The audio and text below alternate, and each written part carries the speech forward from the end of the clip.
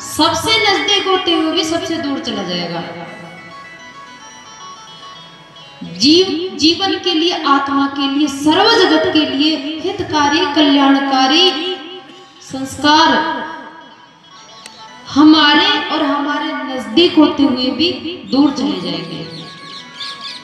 तो संसार की शरीर से संबंधित आवश्यक हितकारी वस्तुओं का सेवन करने के साथ साथ हमको शास्त्रों का सेवन भी करना चाहिए, गुरुजनों की वाणी का सेवन भी करना चाहिए, भगवान का सेवन भी करना चाहिए। रोज रोज नींद जरूरी है, भोजन जरूरी है, पानी जरूरी है, धन जरूरी है,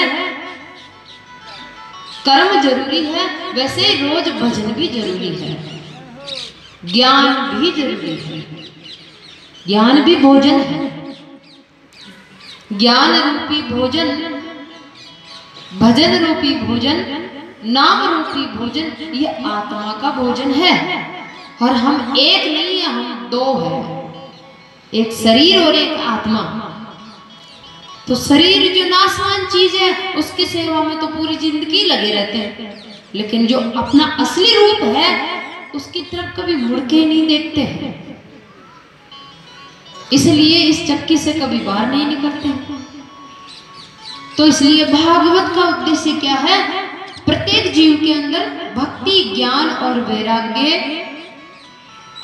वैराग्य मतलब सेवा भाव, आप में वैराग्य रूपी तत्व होगा तभी सेवा कर सकते हो। बिना वैराग्य के कोई जीव सेवा नहीं कर सकता।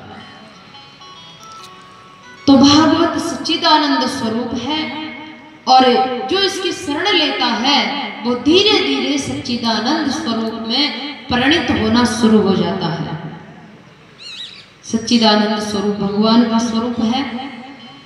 वो जगत को उत्पन्न करते हैं, रक्षा करते हैं और विलीन कर लेते हैं अंत में। उस भगवान की शरण में जाने से जीव 3 प्रकार के क्लेशों से मुक्त हो जाता है, आध्यात्मिक, आदिदेविक, आदि भौतिक।